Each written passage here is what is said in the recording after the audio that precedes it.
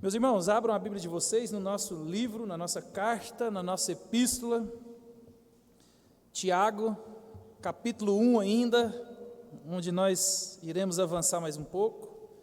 Hoje iremos do verso 13 até o verso 18. E semana que vem a gente encerra o capítulo 1.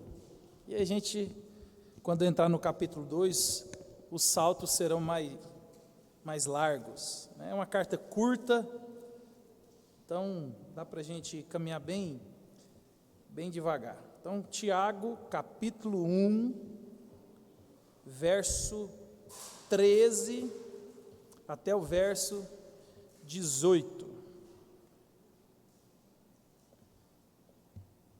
A palavra de Deus diz assim, meus irmãos: ninguém ao ser tentado diga, sou tentado por Deus, porque Deus não pode ser tentado pelo mal e Ele mesmo a ninguém tenta. Ao contrário, cada um é tentado pela sua própria cobiça. Quando esta o atrai e seduz, então a cobiça, depois de haver concebido, dá luz ao pecado. E o pecado, uma vez consumado, gera morte. Não vos enganei, meus amados irmãos. Toda boa dádiva e todo dom perfeito são lá do alto, descendo do Pai das luzes, em quem não pode existir variação ou sombra de mudança. Pois, segundo o seu querer, Ele nos gerou pela palavra da verdade, para que fôssemos como que primícias das suas criaturas. Amém? Vamos orar mais uma vez?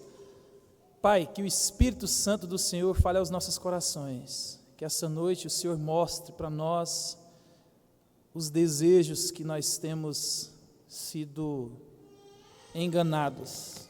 Muitos de nós talvez não percebemos a cobiça, o desejo que tem nos levado ao engano e consequentemente ao pecado.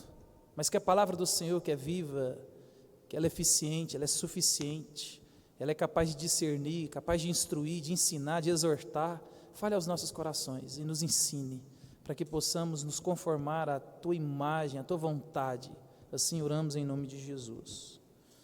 Amém. Meus irmãos, Tiago agora, ele está dentro da mesma dinâmica de provação. Você vai ver que Tiago, ele gosta desse tema, ele desenvolve bem esse tema, né? E depois, como eu disse, o capítulo 1, ele só é o começo daquilo que ele vai voltar a falar novamente, né, na carta depois, né? Se você tem lido, como nós temos firmado um compromisso, você está percebendo, e cada vez que você lê, né, mude as versões, que você vai ampliando um conhecimento, você vai ampliando uma percepção, né? Então Tiago, ele ainda está dentro dessa dinâmica do sofrimento, da dor, do mal, das coisas que nos acontecem, né? Mas Tiago agora, meus irmãos, ele vai tratar de um assunto que é o questionamento mais comum e escutado entre os opositores do cristianismo, né? Você já ouviu isso, você talvez já pensou isso, você talvez pensa assim, ou talvez escuta isso constantemente, né? É o problema do mal, o problema do sofrimento, e nós, os cristãos, somos constantemente bombardeados. Se Deus é bom, se Deus é amoroso, se Deus é o que é, então por que o mal existe? Se Deus é o que vocês dizem que é, por que eu passo pelo que eu passo? Tem muitas pessoas que vivem esse conflito, né? E tentam sondar uma mente insondável, que é a mente de Deus. E às vezes a gente gosta de morar nesses conflitos, e tem gente que sofre, tem gente que não crê em Deus por causa desses conflitos. Então, esse é um conflito onde os opositores do cristianismo sempre tentam nos pegar, né? O problema do mal, a teodiceia, né? Se Deus é bom, por que existe o mal? Por que Ele permite o mal? Por que o mal acontece? Porque na lógica, se Deus é bom, Ele tem que me guardar, Ele tem que me proteger. É assim que os nossos filhos pensam. É por isso que, parênteses, né? Nós estamos com tempo.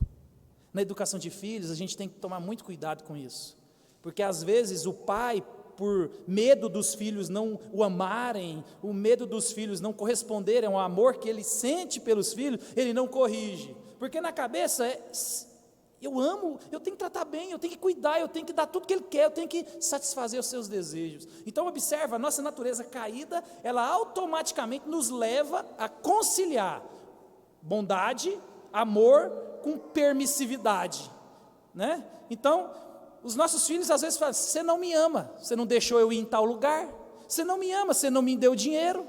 Então, observe que esse conflito, ele não é só no cristianismo, ele não é só com Deus, ele também é dentro da nossa casa. Às vezes há uma cobrança do cônjuge: não, você não me ama, porque você não faz isso, você não faz aquilo. Você está entendendo? Então não é só um conflito puramente teológico e filosófico, mas é um conflito mais comum do que nós pensamos. É aquilo que a gente começou a dizer hoje de manhã: todo mundo aqui é um filósofo, todo mundo aqui é um teólogo, todo mundo aqui é um arqueólogo, né? Talvez você não tenha essa intenção de filosofar, mas você faz filosofia, você faz teologia, né? Então, meus irmãos, esse é um problema. E mais uma indicação, Tim Keller, ele escreveu um livro que eu indico você a ler, que ele trata muito bem desse assunto, ele desenvolve isso com maestria. Ele é ele, né, o resto é o resto. Ele escreveu um livro que chama A Fé na Era do Ceticismo, como a razão explica Deus. Então ele é um autor que escreve para gente como eu e você, gente comum, e a gente consegue assim entender a complexidade desses assuntos, porque isso aí é complexo, né? Um culto desse, nós não teríamos condição de perscrutar e de desenvolver o problema da teodiceia, o problema do mal, né? É muito tempo, é muitas minúcias. Mas nesse livro aqui, meus irmãos, logo no início, o Tim Keller, ele traz um diálogo de um casal de namorados que ilustra muito bem o dia a dia, de como as pessoas pensam e acham sobre o sofrimento, o mal em relação a Deus. Ele conta, o relato da namorada é assim, ó, ela vai dizer: simplesmente eu não acredito na existência do Deus do cristianismo.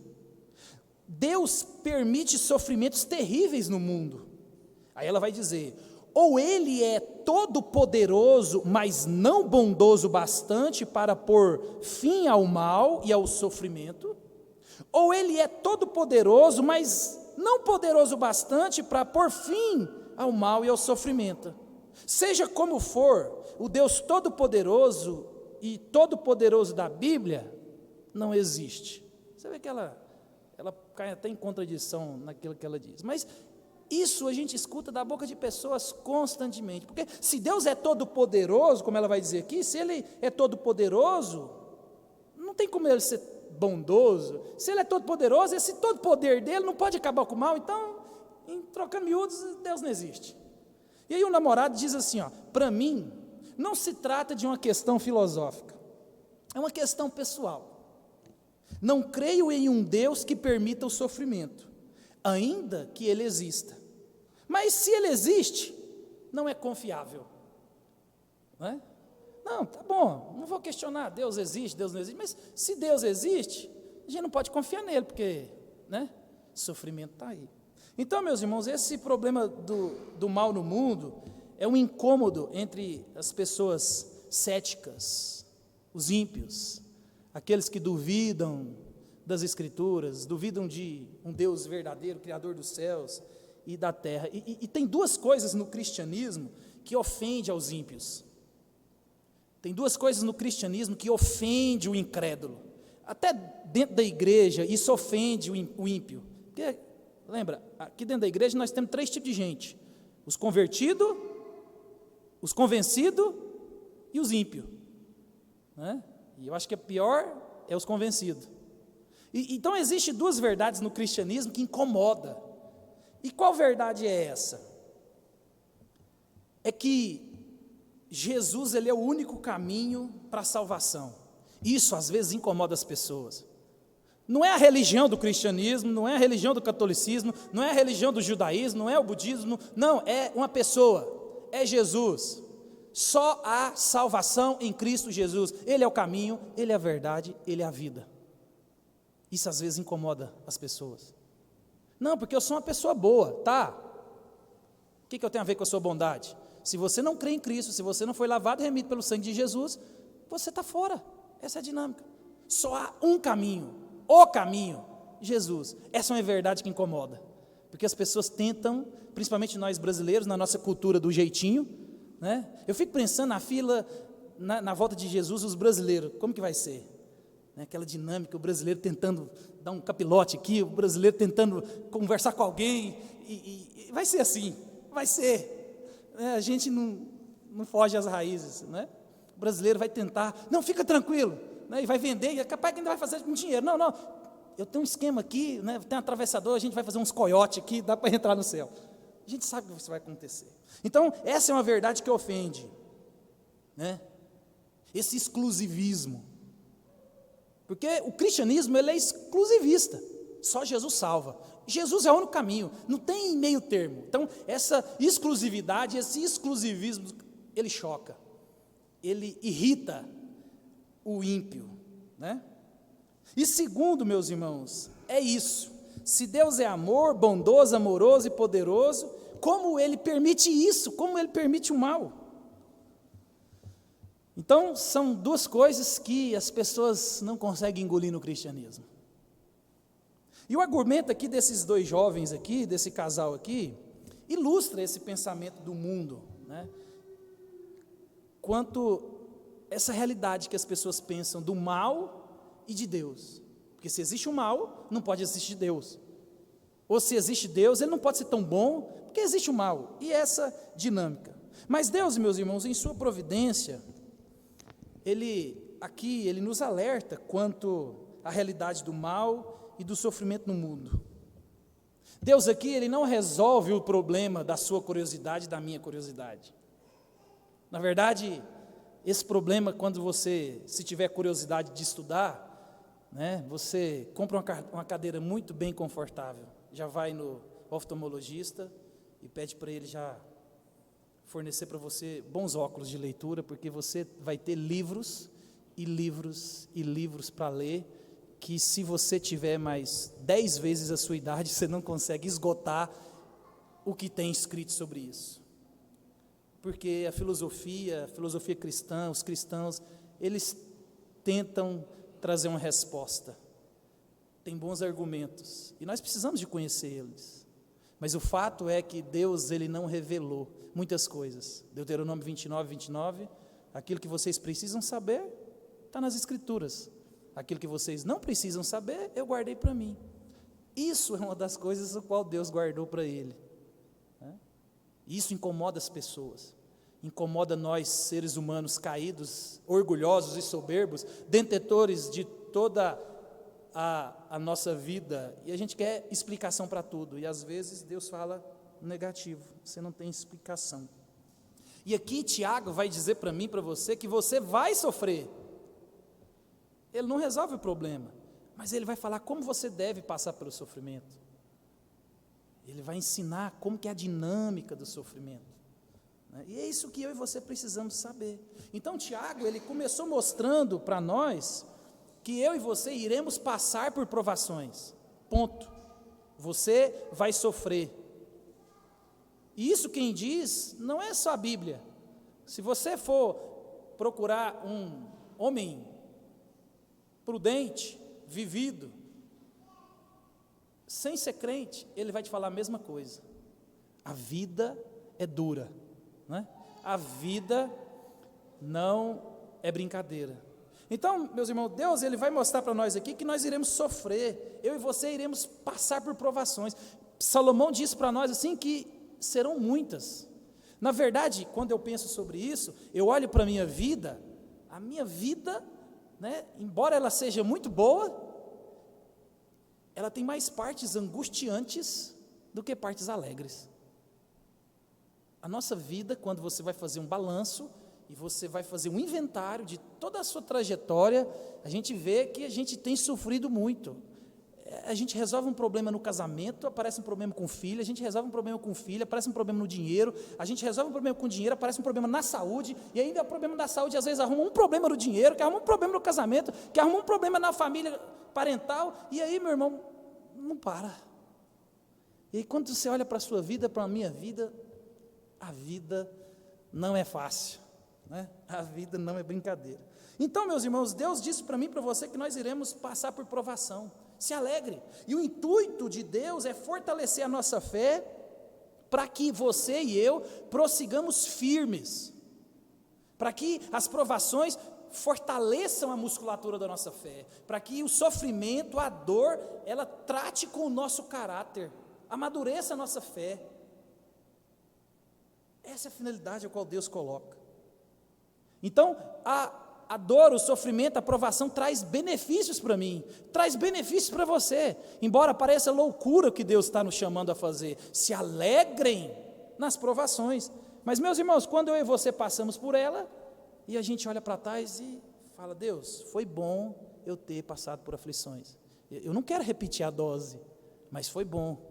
Deus nos forjou, Deus nos ensinou, Deus nos melhorou, Deus nos deu um upgrade. Você começou um crente 1.0, talvez hoje seja um crente 1.6, 1.4 ou 1.3, mas a nossa caminhada é se tornar um crente ômega 4.1, V8, e até lá Deus vai nos moldar, Deus vai nos equipar, colocar uma turbina forte, colocar, né, um equipamento para a gente suportar essa potência toda. Então depois Tiago diz para mim e para você que em meio ao sofrimento e o mal, esse Deus que nos chama a alegrar, Ele não nos deixa sem direção. Deus, Ele não responde os meus questionamentos, Ele não responde os seus questionamentos, mas Ele não nos deixa à deriva. Na tempestade da vida, meu irmão, o seu barco não está à deriva, o seu barco está no controle de Deus. Então Deus nos chama a olhar para Ele, o Deus sábio, poderoso, amoroso. Olha para mim, peça sabedoria para mim, que em meio à provação, se você orar com fé, Deus te dá sabedoria para você lidar com a dinâmica da vida vivida. Não é a sua metodologia, não é o que você pensa, é o jeito de Deus fazer. E a oração, meus irmãos, nos chama a humildade. A oração nos remete a um socorro de que Deus, eu não consigo sem o Senhor. Por isso que Ele alerta, com fé, sem duvidar. Porque quem duvida é inconstante, quem duvida tem ânimo dobre, quem duvida vive a dicotomia. Deus é bom, Deus é ruim, Deus é poderoso, Deus é mais ou menos. Eu estou firme, não estou firme.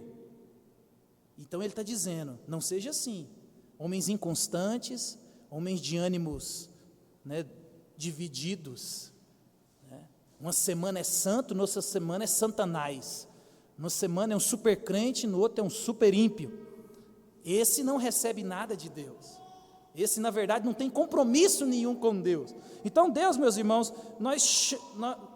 nos coloca o próprio Deus à disposição de nós, a sua palavra, o seu poder, o seu espírito, para que nós prossigamos na caminhada do sofrimento. Então, nós somos chamados a recorrer a Deus. Ele que detém toda a sabedoria necessária para você atravessar o vale. Né? E é interessante que, principalmente nós que somos homens, a gente não gosta de pedir ajuda para ninguém. Nós somos extremamente orgulhosos. Né? Eu tinha meu avô, ele não está aqui mais, para se defender, mas meu avô, ele ia em São Paulo, na época que não tinha GPS, e ele ia com o endereço na mão. E você estava dentro do carro dele e você não sentia que ele estava perdido, porque ele não deixava transparecer que estava perdido, embora estava totalmente desorientado. Mas em momento nenhum ele abaixava o vidro e pedia opinião para ninguém. Independente se ele tivesse numa cidade de 1 milhão de habitantes, 15 habitantes, ele achava o endereço. E nós somos assim. Só que às vezes, meus irmãos, o nosso senso de direção não é o mesmo senso espiritual. Então peça ajuda, principalmente você que é homem, peça ajuda. Eu sou assim também. A gente quer vencer na força, Não vai dar certo. Vai mais uma vez. E nisso talvez você está caminhando algum bom tempo sozinho e não consegue vencer o vale. Você às vezes está precisando de um upgrade, uma tração nas 4 rodas. Deus é quem faz. Ele usa a igreja, Ele usa os irmãos, Ele usa a palavra. Então se recorra a Cristo Jesus. Quando você estiver no vale, Ele é a nossa porção, Ele é o nosso socorro bem presente no tempo da angústia. Não passe só no vale, né? E depois nós somos chamados a nos regozijar e alegrarmos, não na nossa condição terrena de pobreza. Ele repreende, né? Ao irmão de condição humilde, se glorie na sua indignidade, ou seja, não fica preocupado com as suas posses. Por que você está olhando para a sua conta bancária? Você não é o que o banco diz que você é. Você não é o que o gerente diz que você é. Você é algo superior. Você é filho do Deus Todo-Poderoso, do Deus Criador dos céus e da terra. Então se glorie não na sua condição social, mas se glorie na sua condição espiritual. Se glorie. Se você é pobre, você pode ser pobre aqui, mas diante de Deus você é rico, você é filho. E do mesmo jeito ele exorta os ricos crentes: ei, se glorie na sua condição espiritual, como filho de Deus. Não se orgulhe das suas posses, porque elas são passageiras. As posses elas secam, as posses se perdem, as posses não te levam a lugar nenhum.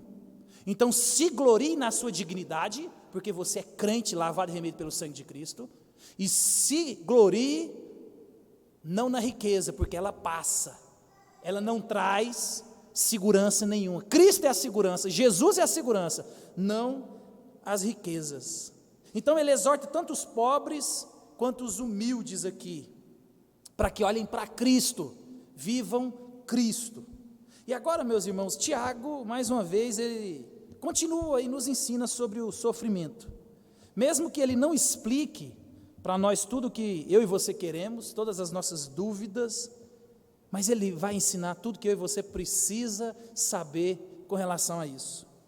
Então o Tiago falou das provações, que são eventos que acontecem na minha vida e na sua o tempo inteiro. Eu estava vendo, olha para você ver, tem que ser interessante. Eu estava vendo um filósofo ímpio, e ele estava dissertando sobre isso, e ele fala um negócio interessante. Ele falou assim: nós somos tão acostumados a sofrer, a passar privações, e a vida é tão dura para nós, que quando a vida está boa, quando está tudo bem, quando você olha assim, e você tem aquele momento de paz, você fala: alguma coisa vai acontecer, não é? Fala: peraí, tem alguma coisa estranha, A história da igreja conta que tinha um pastor, eu não sei se era o Jonathan Edwards, eu não lembro agora, mas ele constantemente, ele era hostilizado onde ele ia pregar o evangelho. A pessoa tacava pedra nele, e aí passaram, se não me engano, 3 dias, e ninguém xingou ele, ninguém maltratou ele, ninguém fez nada com ele. Ele orou, falou: Senhor, está acontecendo alguma coisa. Foi John Wesley? Senhor, está acontecendo alguma coisa. E quando ele terminou de orar, ele tomou uma tijolada na cabeça, ele orou: Senhor, graças a Deus, né? Porque a gente acostumou tanto, meus irmãos, com a realidade da vida vivida, debaixo do sol, no mundo caído, que a gente até estranha quando a vida está, né, tranquila. Então Tiago aqui, ele vai mostrar para nós o que nós precisamos saber. Então ele vai falar do sofrimento, ele vai falar do mal, mas numa perspectiva da tentação, porque na dinâmica, meu irmão, da prova, tanto é que a palavra no grego aqui, ela é usada, a mesma palavra para provação e para tentação, porque na dinâmica onde Deus está provando, nós também somos tentados, no mesmo pacote, né? Você é provado e você é tentado. Então Tiago, ele quer mostrar que a nossa fé e a nossa vida devem ser coerentes. Mais uma vez, aquilo que você diz crer, tem que condizer com aquilo que você vive. Tiago, ele está querendo mostrar para nós que fé e vida, fé e obras não são opostos. Na verdade, elas são um casamento perfeito. Olha para a minha vida que você vê minha fé, olha para a minha fé que você vê a minha vida. Tiago quer mostrar e chamar a nossa atenção. Então, meus irmãos, as tentações são uma armadilha que muitos caem por não entenderem de onde elas vêm. Eu sou de uma época de igreja, né? Eu estou ficando velho. Eu agora comecei a falar que eu sou de uma época, descobri que eu já estou com quase 40, eu estou com dor, esse negócio não está, né? Mas eu sou de uma época da igreja onde tudo era o diabo, né? É o diabo, é o diabo, é o diabo. E às vezes a igreja, né, talvez você pense assim, nós vamos repreender que é o diabo. E nem sempre, meu irmão, é o diabo. Nem sempre é o diabo. Na verdade, a maioria das vezes é você, né? Na verdade, talvez o diabo vai lá na sua casa para aprender algumas coisas com você, para usar em outros lugares. Essa é a verdade. Então, talvez você está achando que o diabo está te atentando, você que está ensinando o diabo. Mas vamos seguindo aqui que a gente vai ver. O Wiersbe, um autor que eu li, ele vai falar assim, e ele mostra que as provas são testes enviados por Deus e as tentações são armadilhas enviadas por Satanás. Então vamos aqui devagar, com cuidado, né? A tentação, meus irmãos, ela acontece. A Bíblia vai mostrar para nós em Mateus, Tessalonicenses, que o tentador é quem? O diabo. O diabo é o tentador. Mas observe, ele é o tentador. Ele tenta. Mas ele usa algo que está dentro de nós, e como nós vamos ver aqui.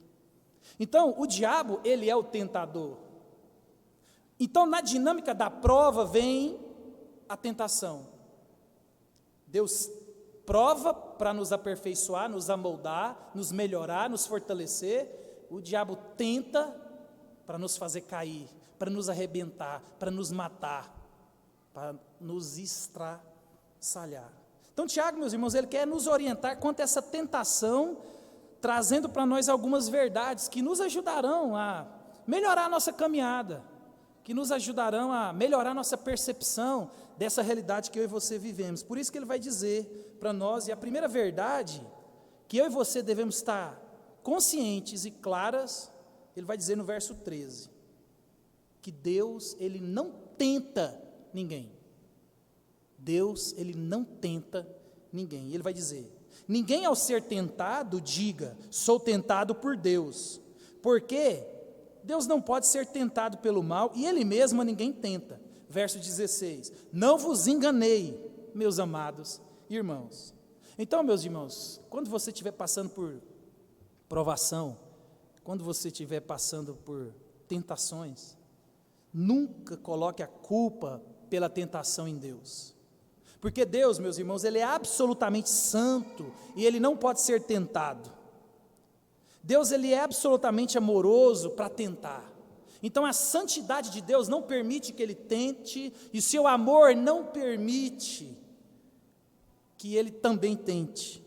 Porque a santidade de Deus, ela está acima do mal. Então o mal não influencia Deus. Deus, meus irmãos, na sua perfeição, a perfeição de Deus impede que ele tenha contato com o mal. Então, o mal não tenta Deus. Então, se Deus não é tentado, Deus não tenta ninguém. Essa é a verdade. Deus não tenta. Deus não é responsável pelo mal.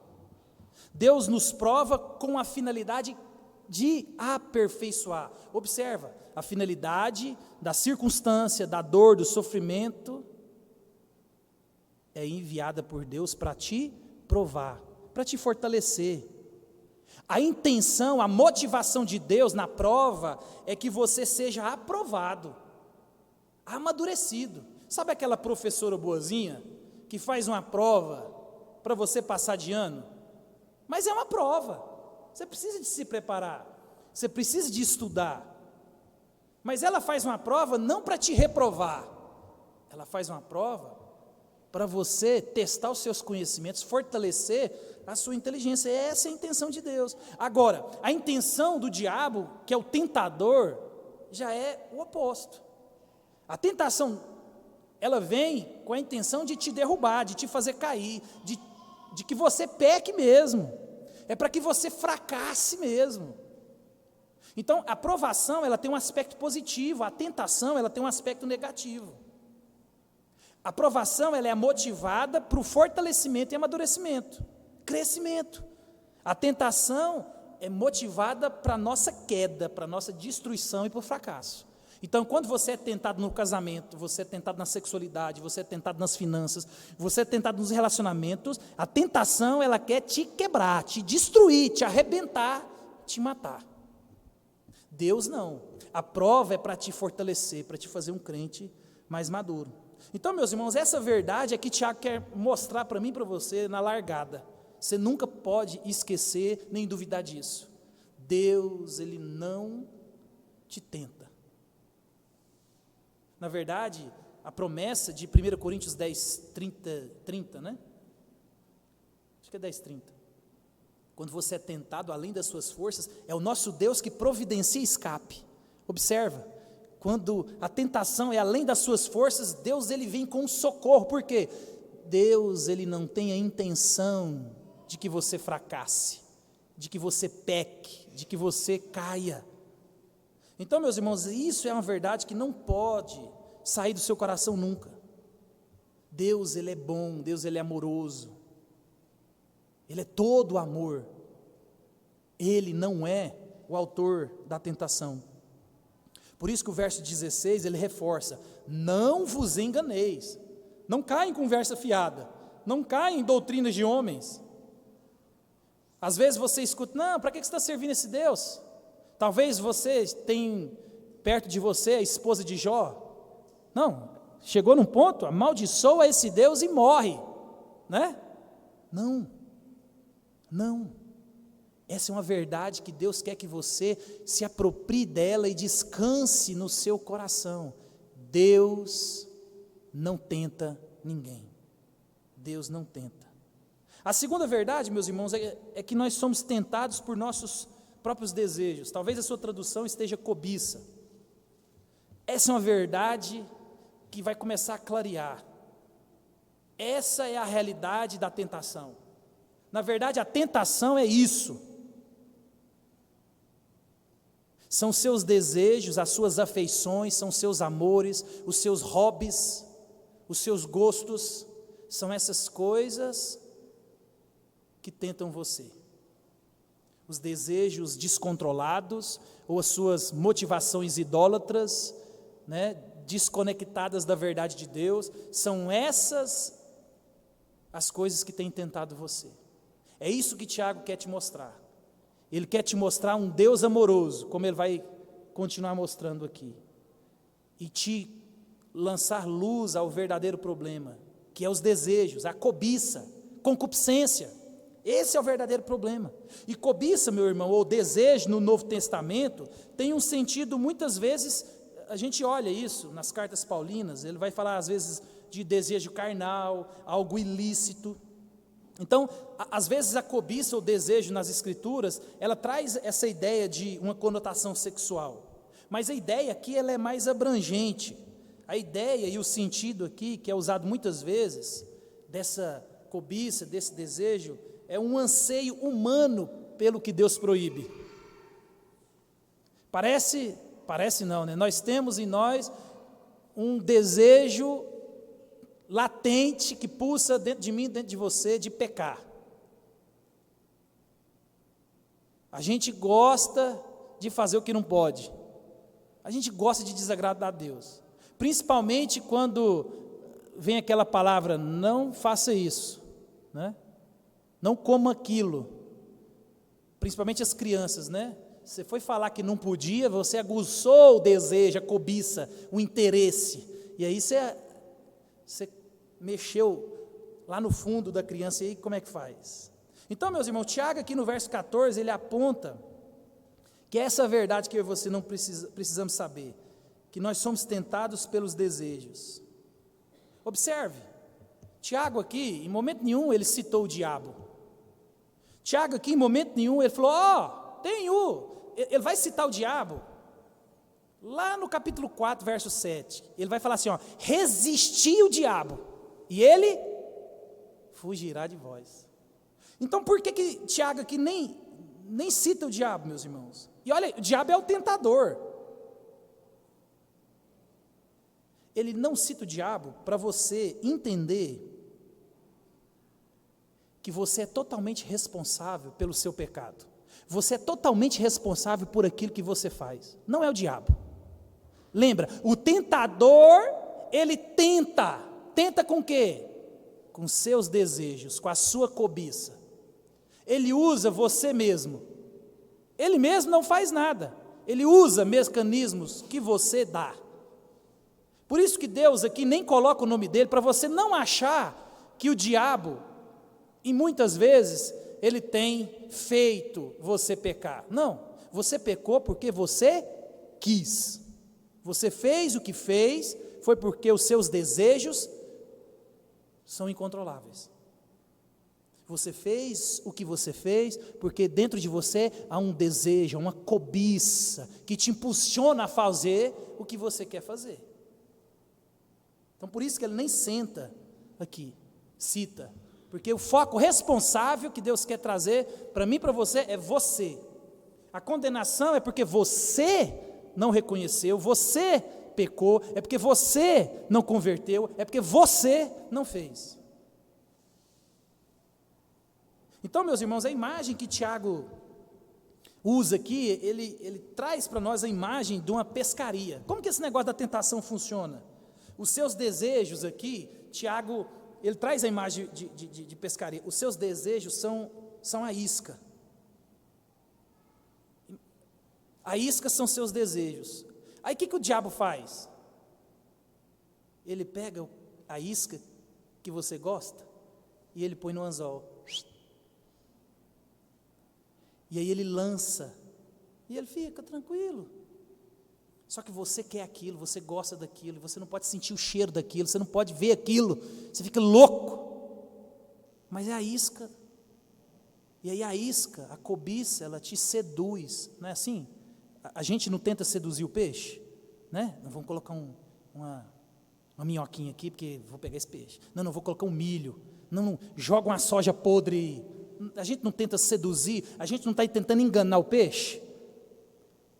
Mas o peixe gosta daquilo, né? É aquilo que pega o peixe. A gente não está inventando nada. Então, a imagem aqui, meus irmãos, é da pescaria mesmo. A nossa cobiça é a isca. E aí o diabo faz dela, né, um anzol, e aí ele joga. E aí nós somos atraídos. Quando a gente olha, a gente é seduzido, né?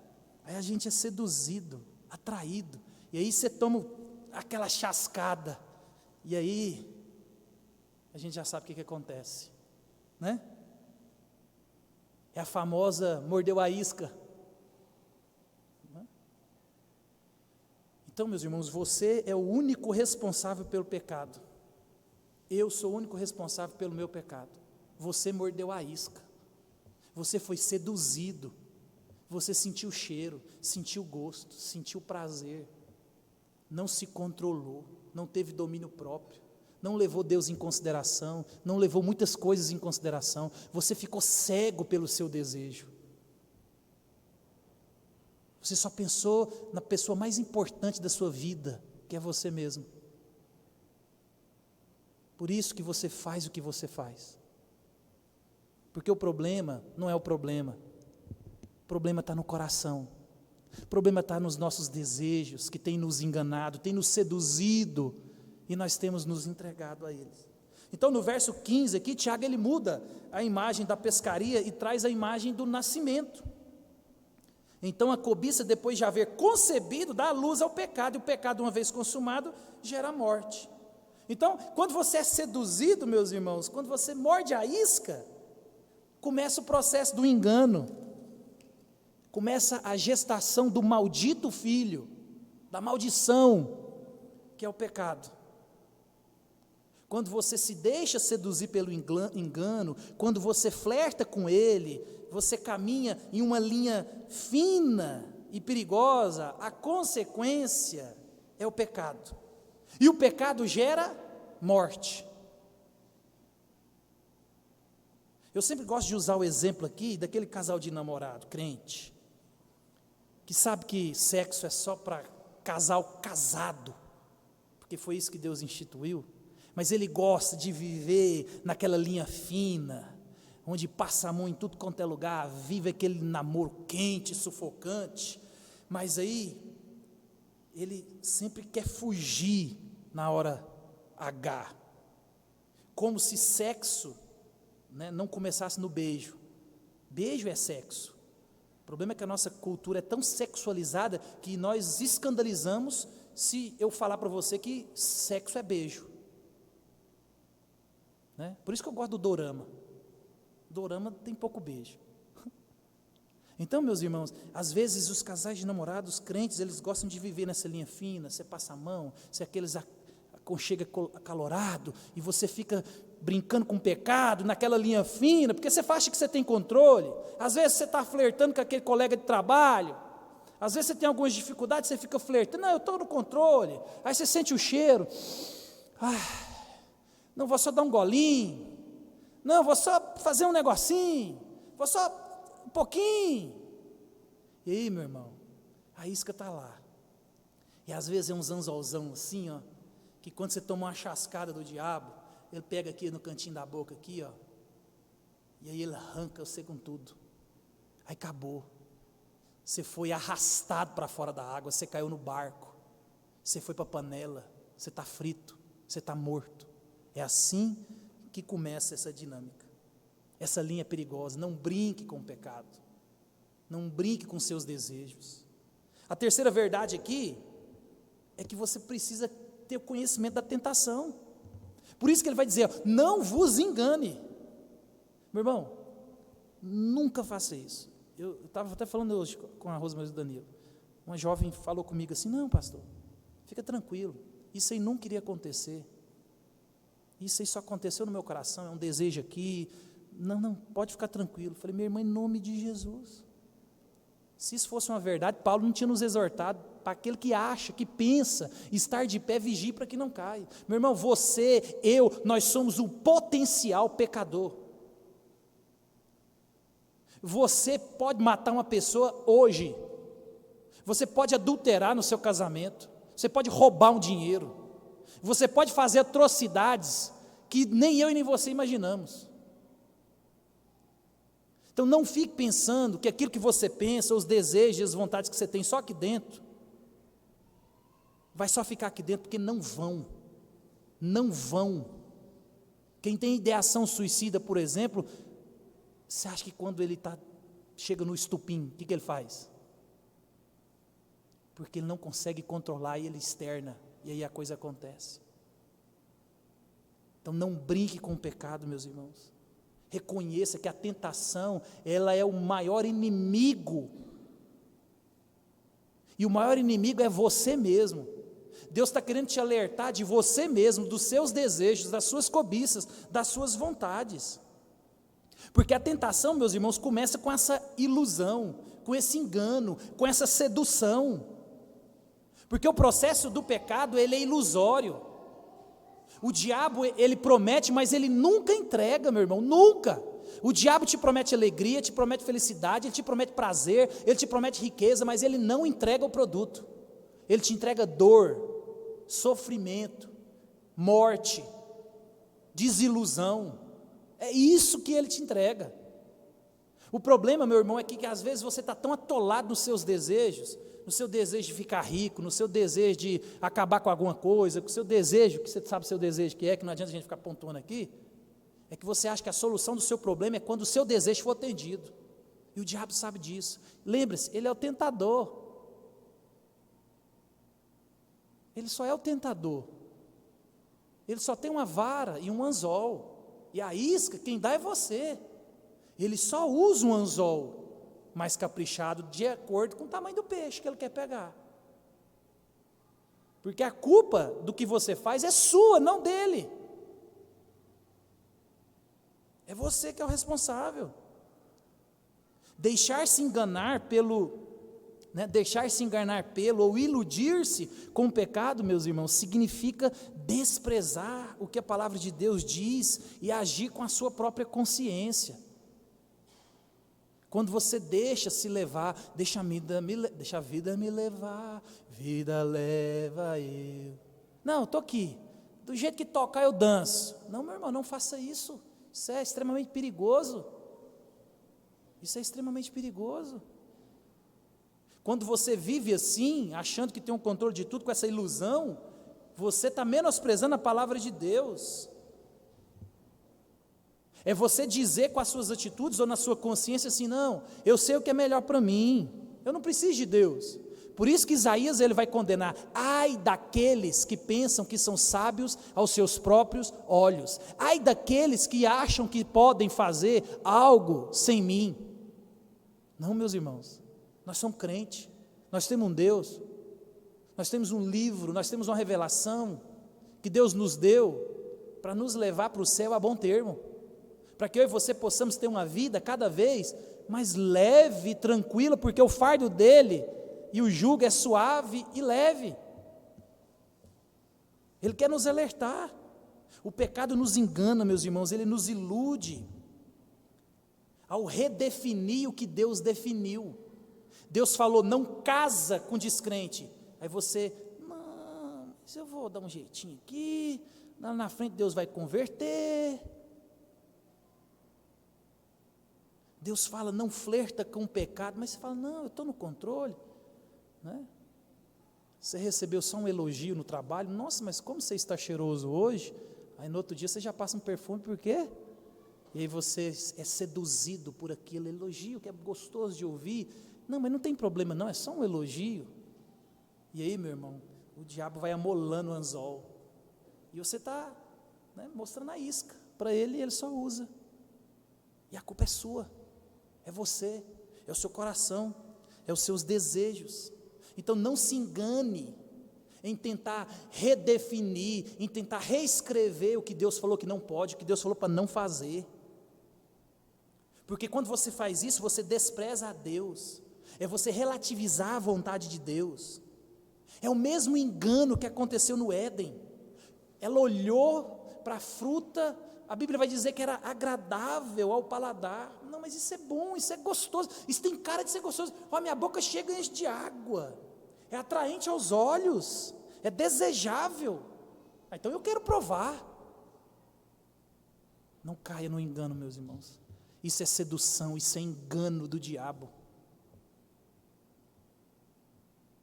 E é os seus amores, as suas afeições que Deus quer te alertar. Não confie em você. Maldito o homem que confia no homem. Lembra o gráfico da árvore? Está querendo alertar a mim. Como você responde às circunstâncias da vida é em quem você crê, em quem você confia. Se você responde do seu jeito é porque você confia em você mesmo e não em Deus. Por isso que maldito o homem que pensa que ele pode, em meio às circunstâncias da vida, se dar bem sozinho, ao seu próprio termo. Tiago 4:1, ele vai dizer para nós lá na frente, a gente vai estudar isso com mais cuidado, ele vai dizer assim, ó, de onde procedem guerras e contendas que há entre vós? De onde? De onde senão dos prazeres, dos desejos, das cobiças que militam na vossa carne? Aí ele vai dizer assim, ó, cobiçais e nada tendes, matais, invejais e nada podeis obter, viveis a lutar e a fazeis guerra. Nada tendes, por quê? Pedis e não recebeis, pedis mal, porque você pede para esbanjar nos seus próprios prazeres e desejos. Você tem orado, é para que Deus te livre, para você cantar sabor de mel, para esfregar na cara de alguém que você pode, que você conseguiu, que você. E Deus está aqui, ó, você não ganha. Isso é alguém de ânimo dobre, isso é alguém de consciência dividida, de amores divididos. Então, meus irmãos, nós devemos reconhecer a realidade do nosso coração, para que estejamos, eu e você, preparados em Deus contra nós mesmos. É contra nós mesmos. É os meus desejos, é as minhas cobiças. São elas que me enganam. Por isso que o nosso coração ele é enganoso. E a tentação, meus irmãos, ela vem em forma de atração. O diabo não é bobo não, meu irmão. Ele vai fazer do jeito que você gosta, ele vai aguçar o seu desejo, que você vai começar a salivar, que você vai ficar igual aquele desenho do Pica-Pau, quando ele fazia alguma coisa, né? Não era o Pica-Pau, não era o Coiote que queria pegar o Papaléguas, e aí ele salivava, doido, é aquilo. E às vezes você fica desesperado quando você vê um rabo de saia, quando você vê uma bermuda, né? O homem, a mulher também hoje em dia tem problema, né? Fazer uma fofoca, falar mal da vida de alguém, gastar o que não pode, o que não precisa, com o que não deve, e assim vai. Os nossos desejos, né? Você não pode ver uma mulher no Instagram que você já entra por caminhos tortuosos e só Deus sabe onde você vai parar. E tudo começa com um flerte, uma sedução. E aí você é fisgado. A tentação, meus irmãos, ela também causa preocupação. Porque você começa a se ocupar, você começa a pensar naquilo, e essa tentação, esse desejo, vai te seduzindo, e você vai ficando inquieto, e às vezes você fica criando meios e circunstâncias para que aquilo aconteça, né? E isso vai gerando ansiedade no seu coração, até que você cede, você não aguenta mais, porque é uma tentação, é uma preocupação, e aí você experimenta. É a compulsão pelo pecado. E aí às vezes o crente miserável como ele ainda fala, quem me livrará do corpo dessa morte, miserável homem que sou, o que eu queria fazer eu não faço, mas o bem que eu quero eu não consigo, céus, azar, ainda usa o texto errado para justificar os desejos, né? A gente faz isso, meu irmão, constantemente. A tentação, ela gera essa preocupação. A tentação, meus irmãos, ela causa destruição. Lembre disso, a tentação ela é destrutiva. A tentação é para te arrebentar. A tentação é para acabar com o seu casamento, para acabar com o relacionamento com o filho, é para arrebentar com a comunidade da igreja, é para arrebentar. É por isso que o diabo ele é estrategista. Meu irmão, fica tranquilo. Às vezes o diabo está zelando. Ele está na espera da caça perfeita. Ele fala, não vou te dar um tiro agora, porque se eu te derrubar agora, a queda não é grande, eu vou esperar você subir, e subir, porque quando ele te derrubar, meu irmão, a queda é grande demais, a queda talvez é irreversível, porque às vezes as pessoas querem resolver o problema depois que se entregou aos desejos. Eu já ouvi isso. Não, mas minha esposa, meu marido não pode ficar sabendo não, porque senão vai querer divorciar de mim. Eu falei, não, tinha que ter pensado nisso antes. Agora não adianta mais não, meu amigo. Agora você tem que confessar, orar, para que Deus faça uma obra milagrosa e gere no coração do outro uma misericórdia. A hora de pensar não é agora. Agora é a hora de confessar, de se arrepender. Então, meus irmãos, observe que nós caímos na sedução e aí você não leva em consideração suas responsabilidades, quem você é, seu marido, sua esposa, seus filhos. Eu estava vendo a entrevista daquele, não sei se ele é pastor, que matou a esposa, agora cantora no norte. Meu irmão, eu estava vendo a entrevista e é interessante, o cara vai perguntando para ele, e ele tinha matado a esposa, só que o cara está perguntando as coisas para ele, e tudo que é verdade, ele fala. Não, porque a agenda dela era assim, ela fez isso, ela fez assado, tal, e tudo que é verdade da história, ele desenvolve. Agora, quando ele faz uma pergunta assim para ela, assim, mas o que você está falando para o seu filho, e agora, você quer que sua esposa volte? Dá um recado para ela, se ela estiver ouvindo, meu irmão, nessa hora, você tem que ver o vídeo, ele desestrutura, ele começa a entrar em pânico e chora, porque ele sabe que a verdade é que ela está morta e ela não vai voltar. Enquanto ele estava só contando que ela faz isso, que ela faz aquilo, ele estava tranquilo. Mas na hora que ele fez uma pergunta, e a consciência dele acusou, ferroou, ela não volta, ela está morta, você que matou. E aí dizem que foi uma traição, não justifica o que ele fez, foi o seu desejo por respeito, o seu desejo por honra, o seu desejo por coisas e coisas, fez com que ele fez o que fez. E aí ele entra em desespero, por quê? Porque agora ele tem que lidar com a verdade, e a verdade é que ela não vai voltar, e a consciência dele sabe, e aí ele entra em desespero em frente às telas. Porque, meus irmãos, se você é crente, você sabe qual que é a verdade. E você sabe que Deus vai te pegar. Deus vai te pegar. Porque Ele falou que vai. Ele corrige filhos. E dê graças a Deus se Ele te pegar. Que é um bom sinal quando Deus nos pega. É sinal que a gente é da família. Por isso que Deus nos chama ao arrependimento, Deus nos chama ao conserto, Deus nos chama a dar ré no carro. Seu carro tem que ter ré. Errou, engata ré. Nós temos um advogado junto ao Pai. Deus perdoa todo o pecado. Não é qualquer pecado, não é todo. Se arrependa. Não se deixe levar, não se deixe seduzir pelo pecado. Se você faz o que você está fazendo, sabendo que é errado, confesse hoje, para quem tem que confessar. Não brinque com o pecado, porque Deus vai te pegar. E nós vamos estar aqui, para te socorrer, para te dar uma palavra, te dar um abraço e caminhar junto com você. Mas não espere Deus te pegar. Não espere Deus te pegar. Não espere Deus te pegar. Então, meus irmãos, a tentação, ela é destrutiva. Tiago aqui está dizendo que quando você é seduzido, você é arrastado, o efeito disso é morte. E não é só morte física, que é o salário do pecado, mas é morte espiritual, que também é o salário do pecado, é morte no casamento, é morte nos relacionamentos, é morte dos sonhos.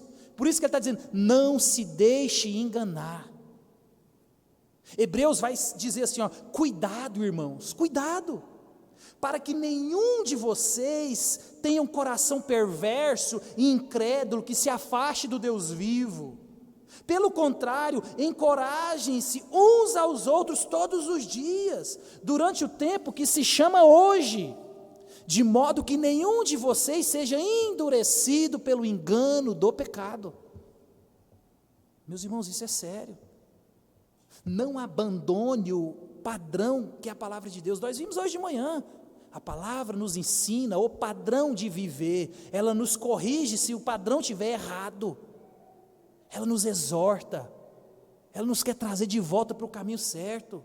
Deus é um Deus amoroso, é Cristo Jesus, está de braços abertos para receber um coração contrito, arrependido, esse Ele nunca desprezará, esse acolherá. Volte para Jesus hoje, se reconcilie hoje, assuma compromisso hoje, não amanhã. Amanhã você pode estar morto. Não abandone, meus irmãos, o padrão de Deus, a palavra de Deus. Nós precisamos de Deus, nós precisamos da palavra. O texto aqui está falando da comunhão dos santos. Você precisa estar congregando constantemente, porque a comunhão dos santos não deixe de congregar como é costume de alguns. Por quê? Porque na caminhada da fé, quem está próximo a você vai perceber que você está fraco, vai perceber que você está vulnerável, e Ele vai te dar um toque, Ele vai te carregar. Por isso, meus irmãos, que é uns aos outros. Não tente caminhar sem a igreja. Não existe crente desigrejado, não existe, não existe, não existe. E a quinta verdade é que Tiago quer que eu e você aprendamos aqui, é que todo bem, tudo que é bom, vem de Deus. Verso 17, 18, toda boa dádiva e todo dom perfeito vem do alto, descendo do Pai das luzes, que não muda como sombra inconstante. Por sua decisão Ele nos gerou pela palavra da verdade, para que sejamos como que os primeiros frutos de tudo que Ele criou. Meus irmãos, Tiago aqui quer lembrar que todo bem vem de Deus. Esse Deus, Ele é amoroso. Não duvide do amor de Deus, não duvide do perdão de Deus, não duvide da sabedoria de Deus, não duvide de Deus, não duvide das promessas de Deus, se aproprie das promessas. Ele é um Deus amoroso, pronto a perdoar, pronto a te dar a chance que você e eu precisamos. Ele está dizendo aqui que toda dádiva é de Deus, e ele faz uma comparação de Deus que criou os luzeiros. E ele vai dizer, nos luzeiros, quando você olha para o sol, para a lua, para as estrelas, à medida que eles se movimentam, a sombra muda. Deus não, Ele é uma luz que é imutável, esse Deus é amoroso, esse Deus Ele é bondoso, Ele não muda, Ele é bom, Ele não tenta. Ele quer que você e eu caminhemos com Ele, vivemos vidas santas. Ele é o Deus imutável, meu irmão. Tenha fé em sua palavra, confie nas promessas de Deus. Quando eu e você duvidamos de que Ele tem e detém todas as boas dádivas e dom perfeito, eu e você, é nessa hora que nós ficamos e começamos a ser vulneráveis. É quando você começa a duvidar. Eu acho que não é bem assim. Não faça isso. Persevere. Escuta o que Deus disse, se aproprie dessas verdades e morra com elas. Se Deus disse que é bom, se Deus disse que não é bom, não é bom, se Deus disse que pode, pode, se Deus disse que não pode, não pode. Eu já ensinei isso para os meninos, eles estão até craque no carro. Se todo mundo, aquilo que todo mundo, um minuto aqui, o que é errado, mesmo que todo mundo faça. E o que é certo, mesmo que ninguém faça. Eu ensino isso para os meninos constantemente, eu lembrei nos caras, e na cabeça deles, eles já sabem. Meu irmão, essa é uma realidade, uma verdade. O que é errado, mesmo que aonde você olha, todo mundo está fazendo. E o que é certo, mesmo que quando você olha para todos os lugares, ninguém está fazendo. E Deus disse para mim e para você, coisas que eu e você devemos fazer e devemos não fazer. Isso é uma verdade, porque vem de Deus, Ele é bom, Ele é perfeito, Ele quer o meu bem, o seu bem, Ele veio para nos salvar. Ele é o Pai das luzes, Ele não muda. Ele não muda. E no verso 18 aqui, Tiago, ele relembra que nós somos salvos soberanamente e graciosamente por Ele. Pois, segundo o seu querer de quem? De Deus. Ele nos gerou pela palavra da verdade. Meu irmão, você foi alcançado soberanamente pela palavra da verdade. A verdade de Deus te alcançou e você se rendeu a Cristo, porque Ele te salvou. É Cristo quem faz. É Cristo quem faz. A salvação em meio à aprovação e a força em meio à tentação vem dEle. Deus prova para você ser aprovado e a tentação vem e Deus te fortalece para que você não caia. Por isso que você não pode ser de ânimo dobre, por isso que você não pode ser inconstante, por isso que você não pode ser o crente Raimundo, um pé na igreja, um pé no mundo, porque você está extremamente vulnerável ao diabo. A Bíblia vai dizer que o diabo anda ao nosso derredor, procurando alguém para tragar. Você pode mentalizar, meu irmão, o diabo ele não está de tridente e chifre, não, ele vai pegar no seu desejo pelo sexo oposto, seu desejo de pegar o que não é seu desejo de falar o que você não deve, é nisso que ele te pega, e aí a isca é você quem dá. Portanto, meus irmãos, não convém nós vivermos como se não estivéssemos, ou como se eu e você nunca tivéssemos ouvido a palavra da verdade. Você é crente, você crê em Cristo, você já professou a fé, viva como tal. É isso que Deus espera de mim e de você. Esse Deus, Ele não exige nada daquilo que Ele mesmo não faça por nós, não nos oriente e não nos ajude. A verdade de Deus guardará a mim e a você do engano. Não brinque com o pecado, não brinque com suas afeições e seus desejos. Conheço 4 grandes pastores do Brasil, antigos, homens que impulsionaram o protestantismo do Brasil. Eu posso te citar aqui um da Assembleia de Deus, posso te citar aqui um da Presbiteriana, posso te citar aqui um da Batista. Mas são homens hoje que negaram a fé, são homens hoje que ficaram tão soberbos e se entregaram a seus desejos, às suas paixões. Uns caíram na metade do caminho, outros estão até hoje liderando igreja, mas abandonaram as Escrituras, porque alguém tentou resistir aos seus desejos. E Tiago vai dizer lá na frente que resistir ao diabo, e ele fugirá de vós. Dos nossos desejos a gente corre. É a dinâmica de José. Eu quero encerrar com você aqui lendo uma oração de um puritano, de um livro. O livro é bom, é um livro de devocional, se você quiser comprar ele, vale. Chama o Vale da Visão. Esse é magnífico, esse é muito bom. Esse é um livro de devocional, ó. Chama o Vale da Visão. E tem um puritano, meus irmãos, ele faz uma oração para que eu e você não caiamos no engano. E depois, se você quiser, eu te dou a oração para você fazer ela todos os dias. Eu vou ler aqui, né? Porque Pedro 2,9 vai dizer assim, ó: vemos que o Senhor sabe livrar os piedosos da provação. A provação é a tentação, meus irmãos, elas vão vir. E o nosso Deus, Ele sabe como lidar com isso. Não tente você lidar com isso. Se volte para Cristo.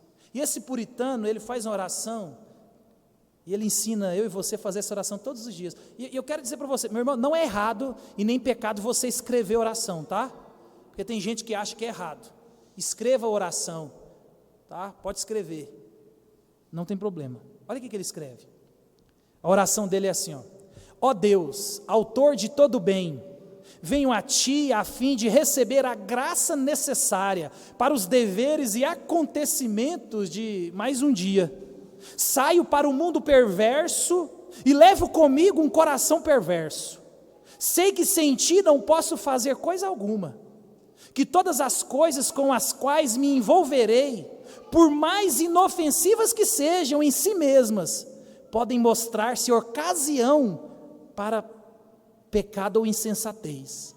A menos que eu seja guardado por Teu poder, sustenta-me e estarei seguro. Preserva o meu entendimento da sutileza do erro, minhas afeições, os meus desejos, os meus amores.